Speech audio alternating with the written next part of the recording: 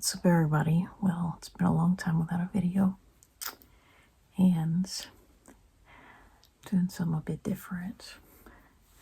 Wearing my blue t-shirt with this blue heart because I couldn't resist and bought this Titanic love story mint in box doll. Made a song about her, which I kept private so that you won't know a city close to where I live. But once again, the package was taking forever.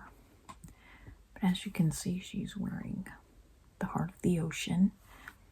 And if only she had red hair like Kate Winslet, she would be a much better Titanic doll. And I've decided that rather than waste $40, because she was only $3.99, should have been more, I could have resisted. But I mean, you just can't get closer to a Titanic doll. But that's only if I leave her in the box. Inside, she's just a hollow, cheap made doll. Well, this is as close to a Leo as we need. A Jack Dawson Leo. So, that's as close as we need. And I put him in overalls and in a box.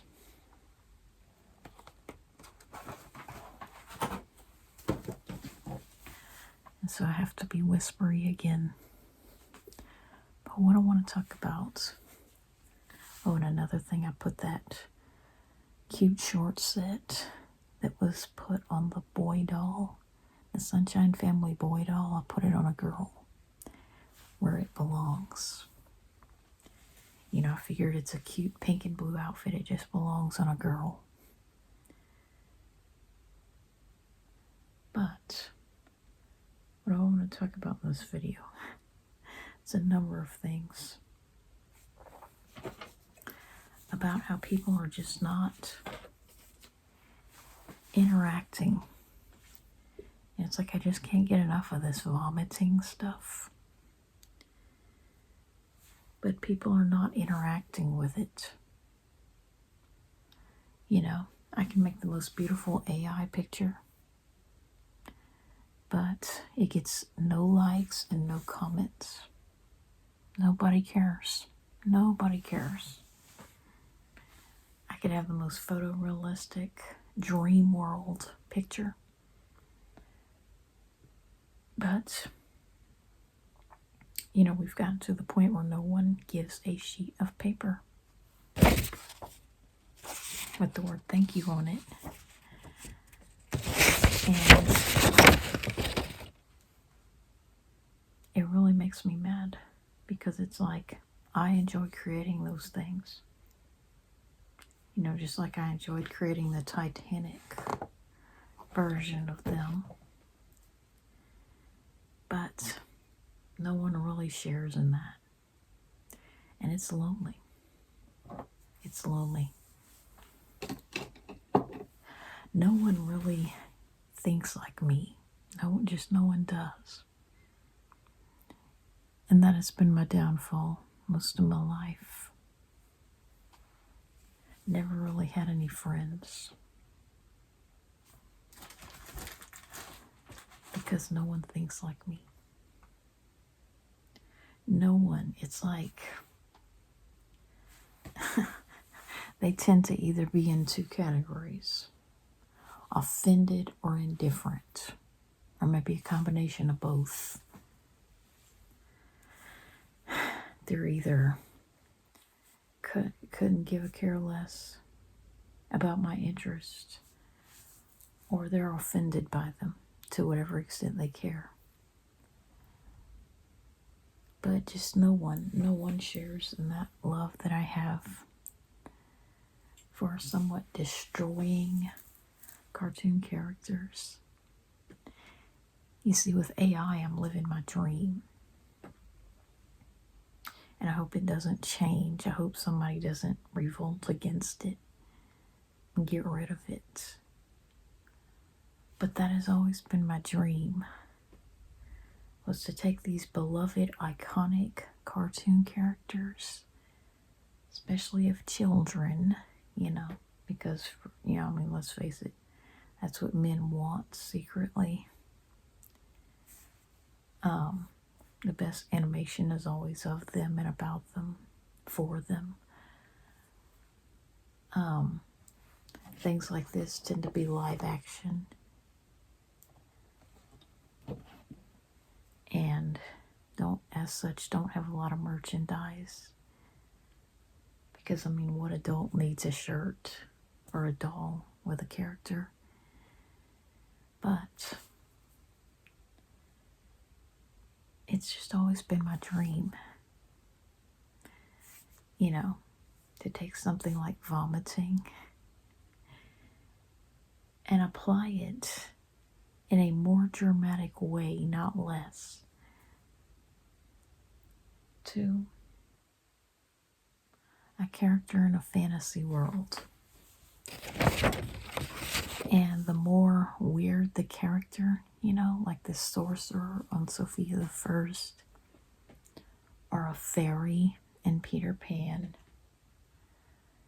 the more outlandish yet human. If it's a human-like humanoid character with strange attributes, like they just look like a human with elf ears and fairy wings, and they're said to have superhuman abilities. Well, for me, that's a perfect storm. For wanting to take something as mundane as vomiting, and apply that to them in a photorealistic and graphic way. That's what I would have had. I feel like, why did my hair have to start turning gray before I realized my dreams? Why couldn't I be Gen Z or Gen Alpha? I feel so envious of people. I always have. People younger than me. Ever since they were just one developmental stage behind me. Why couldn't I have been Gen Z or Gen Alpha and been younger, when all this stuff is coming in on the scene? Why did I have to be a freaking older millennial, thought of as being more like Gen X, just because of when I was born, when that really couldn't be further from the truth? And, just want to talk about that, how I just really enjoy, making characters puke. And I just wish being alone would be an improvement. And that's what really makes me mad. It has always peed me off, people saying, oh, you're going to be lonely one day. Well, loneliness would be a vast improvement over a life wherein I have to whisper in my videos because I can't speak up. Because no matter which house I'm staying in, someone would hear me. And since my dad is retired, he doesn't go to work for a chemical plant in Texas. While I stay in his apartment all day and make videos like I used to. Remember the good old days of the pandemic? So loneliness would be a vast improvement. You could actually hear me in these videos. It would be a vast improvement. Then I'd have to go to work and pay my own bills. But what I want to talk about, I know what I want to talk about. About something that happened back around Christmas '96 again. Keep going back to that. This guy actually has a dual purpose. He could be a Christmas mail doll because of the red and green, or he could be Jack Dawson in Christmas clothes. Either way, he looks great to me. I could totally see Leo playing that role. But Christmas '96 was the absolute worst of my life. bar none. Now, my 7th grade year wasn't necessarily my worst school year. I feel like every school year was bad. But some were worse than others, and it's like they all kind of took turns having a holiday that was the worst. And it was like different parts of the year would be the worst. You know, my 5th grade year was one of my better years of school, but the beginning of the school year started out bad because of my little sister's potty training, of course, not going well because she was 2. And, you know, my 6th grade year was bad in the fall semester, in particular because it hit the fan about a certain important historical figure in World War II, September of 95. My 8th grade year was bad in the spring semester because of my sister getting sick a lot and having a really bad adverse reaction to an antibiotic, and my knee being dislocated for the first and worst time ever. It was like, oh my gosh, what is happening? But it was otherwise a good year. My grades were never better. My freshman year was bad in the spring, in particular, and November. Sophomore year was bad around leap day, the worst leap day of my life, February 2000, because I had the chicken pox from my sister. And I'd have to say my favorite school year, if I had to say what was my best year, it was probably my junior year, my last real year.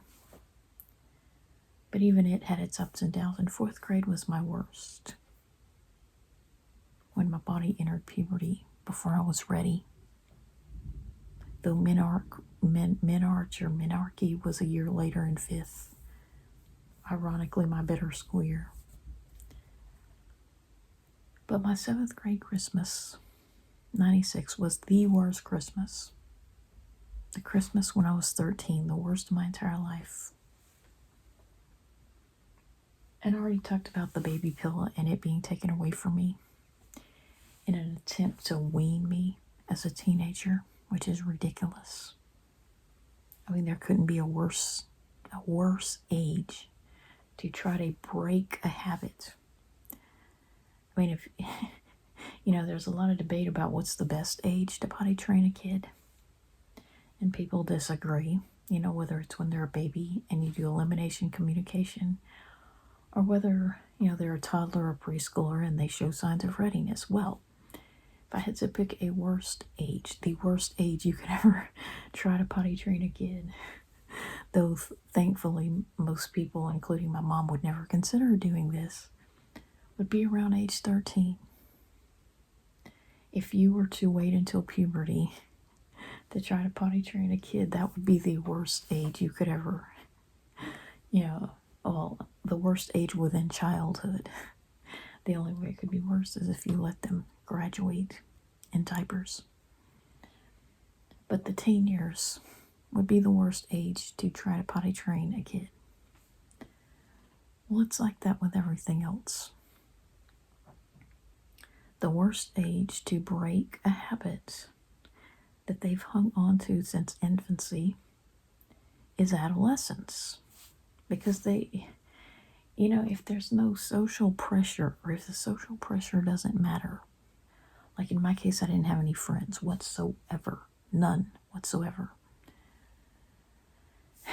That's why a lot of common models of child development don't apply to me, because I didn't have any friends. So I missed out on a huge part of growth and development that most people have. I didn't have any close friends other than family. But, if the social pressure doesn't bother them, like they're not going to school and getting made fun of about something, or they found a workaround, like not sucking my thumb in class, obviously. Anything you do to try to break them of that habit in adolescence will backfire because they have no incentive to want to get rid of something that they've cherished for that long and has seen them through the worst stage of development, which is puberty. You know what I'm saying? Like, if me sucking my thumb helped me through everything, from infancy, through childhood, through moving, through all the bad things that happened, and then, of course, puberty, and going into middle school and entering my teens. I mean, if it got me through that much for 13 and a half years, I mean, what incentive would I really have to stop other than, this, oh, your teeth are going to be ugly. Oh, you're not going to have pretty teeth. It'll mess up your braces. Other than people trying to reason with me. But I mean, that's about like telling somebody to stop smoking when they're hooked, or stop drinking when their body gets sick if they don't have it. But, by that point, it's just too deeply ingrained. So it's probably the worst time to try to stop me from thumb sucking, which by and large I already had. I mean, obviously I wasn't going to go in class and be doing this. Obviously I wasn't going to do it around company if they came over. On the rare occasion they did. I wasn't going to do it around people who didn't know me. So I'd already stopped it to whatever extent I ever would by 13. And it's just so infuriating when people look at a teenager, especially a girl, and want to see her as incomplete, underdeveloped, immature, just because they cannot accept who she is. Just like this not having children. When I was 19 and would say I refuse to have any children ever, people would always say, oh, well, you'll change your mind. One day, you'll want a kid, and you'll have a kid accordingly. And it's like seeing me as an incomplete, immature, because they couldn't accept no for an answer. You can always find out more about a person by what they refuse to believe or what they reject than what they say they believe. So when people, I get banned from something and people accuse me of being Peter or Josh or whoever else they banned, who I clearly am not, you can learn more about them from refusing to believe that I am a separate entity, a female-bodied separate entity, not Peter, not Josh, not whomever else they disagree with. And what they're refusing to believe or accept is that two or more people could hold the same belief, such as a hatred for Rugrats, which is a stupid show, such as, the things I've talked about before. They don't want to believe. They want to believe that I'm some other person who they also disagreed with, to avoid believing there are two or more people that they disagree with about a similar subject. So, you can find out more about what people reject or refuse to believe, than what they actually believe. Like atheists not believing in God. Well, it's like, why don't they believe in God? So,